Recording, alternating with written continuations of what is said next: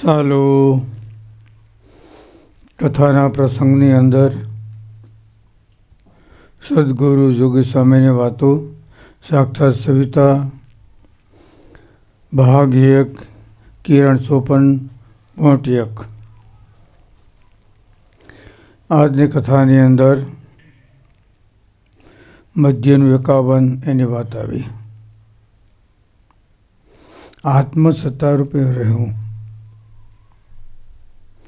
એટલે સુખ દુઃખ, માન અપમાન, હર્ષ શોક, હાણ વૃદ્ધિ એનાથી પર. મરને આત સરખા વર્ષે મેહા તો નવ દાજે મેરા દેહા. મરને બાર મેઘ આવી ઝૂમે તો ન ભેંજે મારો એક રૂમે. એવી આત્મનિષ્ઠા હોય પછી કોઈ દુઃખ ના આવે. શરીરથી પર વર્તો આત્મનિષ્ઠા, પણ એના કરતાં સ્વામી કે ભગવાનના ભક્તોની આજ્ઞામાં રહેવું એ વિશેષ છે. મન ગમતું મૂકી હરિગમતામાં રહેવું જોઈએ. જીવને નડે શું પોતાનું ધાર્યું છોડવું પડે ને. સ્વામી કે પોતાના મનનું ધાર્યું છોડી દે એ પુરુષ આ સત્સંગમાં ભગવાનની પેઠે પૂજાય. કેની પેઠે? શેમાંથી? બસ મનનું ધાર્યું મૂકવાથી.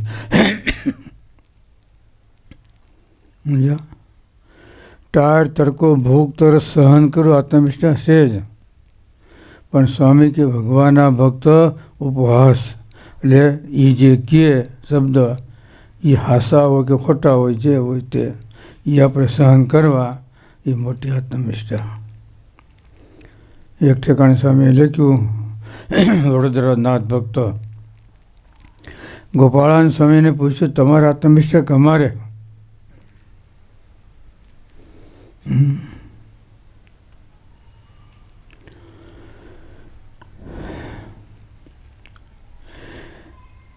નાથ ભક્ત અમારે છે નહીં. અમે ટાળ તડકો ભૂખ તરસ માન અપમાન આ બધું સહન કરતા હોય. સ્વામી કે બરાબર. તમે ખેતર કામે ગયા હોય, પાછા આવતા હો અને ખંભે કોદાળી હોય અને કોઈ અપશબ્દ બોલે શું કરો? તો એક ઘા મારી દી, સહન ન કરીએ. સ્વામી કે બીજા જે બોલે એ અમે સહન કરીએ, એ અમારી આત્મનિષ્ઠા. સમજાને? શું કહેવાય? કાકરીને માર્યા ન મારીએ પણ વેણના, બરાબર ને? કુવાડીનો ઘા, ધારિયાનો ઘા, ભાલાનો ઘા એ રૂજાય, પણ શબ્દનો ઘા છે ને એ રૂજાય નહીં. ત્રીજી પેઢીએ ઉપાડો કર્યો.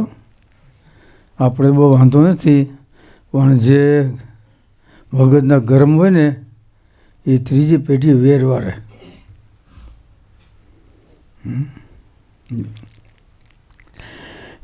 સ્વામી કે અમે સહન કરીએ અમારી આત્મનિષ્ઠા.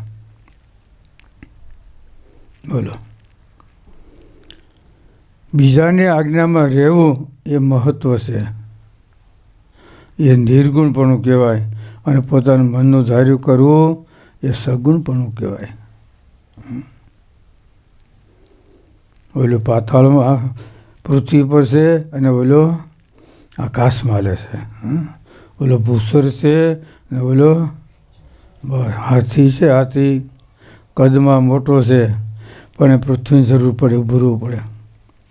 અને ઝીણા મચ્છર હોય ને એ આકાશમાં ઉડતા હોય. ઝીણા હોય તોય શા માટે? ખેસર છે આકાશમાં ઉડે, ભૂસર એટલે પૃથ્વી પર. પૃથ્વી પર છે જો. ગમે એવું હોય ને તો પૃથ્વીનો આધાર જોઈએ. એટલે સ્વામી કે જન્મ ધરવો નથી, પણ આ જીવે પોતાનું મનનું ધાર્યું કર્યું છે એટલે જન્મ લેવો પડે છે. સમજ્યા? જ્યાં પદાર્થ મોહ થાય ત્યાંથી જન્મ આવે. જન્મનું કારણ સંકલ્પ છે. એટલે સ્થૂળ જન્મ અને સૂક્ષ્મ જન્મ બે. હૃદય પ્રકાશની અંદર 20 ગ્રંથમાં નિષ્કુળાન સ્વામીએ લખ્યું, જેટલા સંકલ્પ થાય એટલા જન્મ. માતા થકી જન્મ છે, સમજ્યા?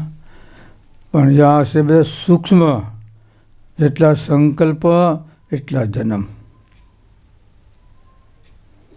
અને સંકલ્પનો વિરામ એટલે એનું મરણ. એટલું મરણ. એટલે જન્મ ધરવો નથી પડતો, પણ સંકલ્પ રહી જાય માટે જન્મ લેવો પડે. બરાબર? મહારાજ થતા તે પછી અત્યાર સુધી જુઓ, જેને જેને જે વસ્તુમાં વાસના હારી ગઈ, સંકલ્પ એને કરીને પાછો એને જન્મ લેવો પડ્યો. ભરતજીને શું થયું બોલો? મૃગમાં આસક્ત રહી ગઈ, બસલામાં. મૃગનું શું કહ્યું? હરી હરી હરી એ નામ બોલે હરણ હરણ હરણ. રાશિ એક આવી પણ ફળમાં ફેર પડી ગયો. ઓલું કેનું નામ હતું? હરિનું. ભગવાનનું નામ હતું. હરી હરી હરી હતું. પછી એમાંથી અમુક નીકળ્યા. હરિમાંથી શું થયું? હરણ. મૃગલાને બસતું એને મંડ્યું સીતું થવા. એટલે મહારાજ કે અંતકાળે મૃગનું બસતું યાદ આવ્યું તો એમ મૃગને પેટ જન્મ લેવો પડ્યો. જોયું? મૃગલું થવું પડે, ખબર પડી ને? બોલો. એટલે સંકલ્પ વસ્તુ એ સમજે ને, ઓલું નડતું નથી થોડ, પણ સૂક્ષ્મ સંકલ્પ છે એ નડે છે. બી ઝીણું હોય એમાંથી વૃક્ષ મોટો થાય. કજ્યો એનું મૂળ કાંઈ ના હોય જોતો, અને ક્યાં ભૂગી જાય? બહાટી બોલી જાય. તમે મૂળ તપાસો તો કાંઈ ન હોય, જરીક હોય. હા ના બસ, હા કે ના એમાંથી બધું ફેર થાય.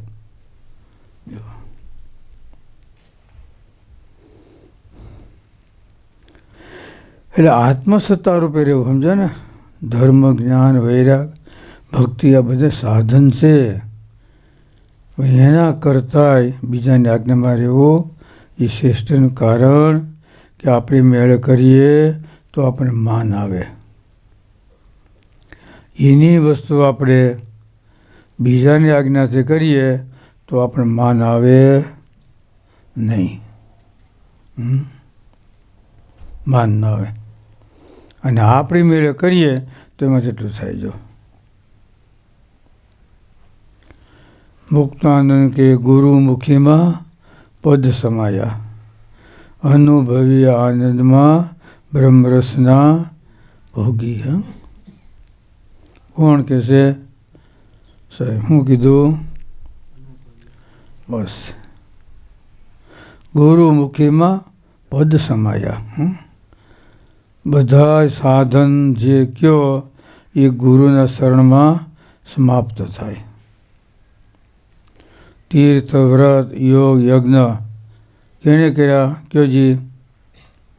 નીલકંઠ ફરણીએ મુક્તાન સ્વામી પાસે 68 તીરથ સમાપ્ત કરી છે. ગુરુ શરણમાં આમ આપણે દેખાવું જોઈએ. મનનું ધૈર્ય છોડ્યું એટલે ત્યાં એને ગુરુપદ આવી ગયું. સમજ્યા ને? મનનું ધૈર્ય છોડી ત્યાંથી ગર્ભ હતો. એટલે જીવને છે ને બીજું બધું કરવું સારું લાગે છે, પણ મનનું ધાર્યું છોડવું ને એ બહુ કઠણ છે. મરું એ હાલું. ઓહો, આના કરતાં મરી ગયા સારું હતું કા, એમ કે ને. આવા છોકરા છે કે આપણે ધાર્યા નહોતા. આના કરતાં ભગવાન વહેલા લઈ ગયા હોત ને તો સારું આવું જોવું જ ન પડે.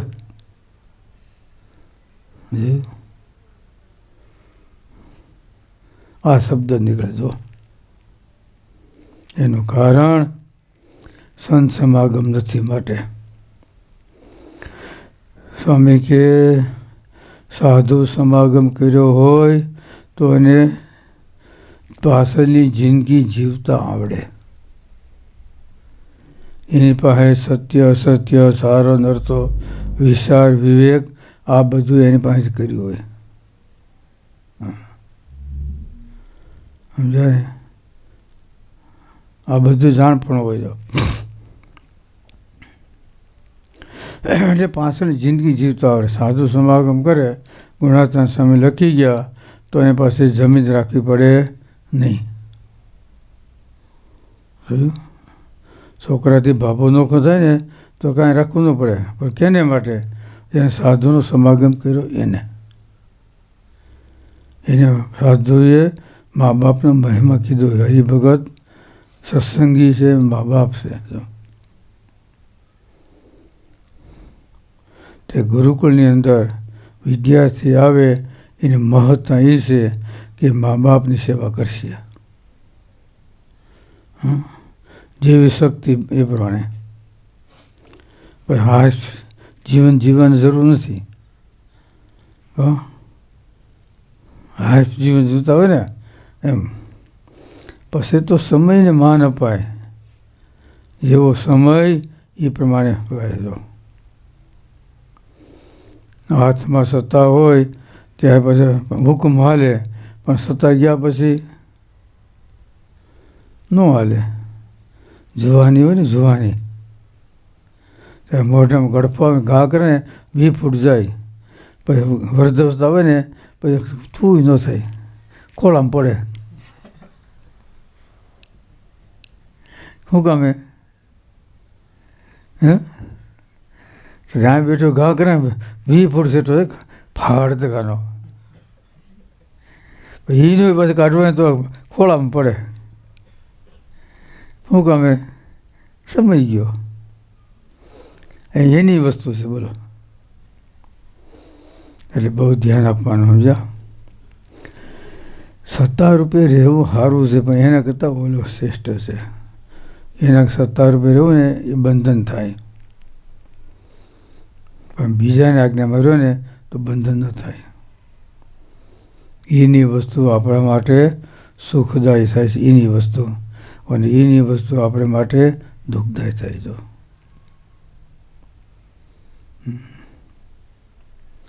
ગમે એ વસ્તુમાં સમજણથી જો એ વસ્તુ સ્વીકારવામાં આવે, સમજણથી જો એને આપણે ગ્રહણ કરીએ તો વાંધો ન આવે. પણ એ ન હોય તો વસ્તુ ન કામે. એટલે ખાસ ધ્યાન આપજો. સમયને માન આપવાનું. સમજ્યા? સમયને જે સમય જેમાં ભગવાનની મરજી કેમાં રાજીપો છે એ આપણે જાણવાનું. બોલો સહેજાનંદ સ્વામી.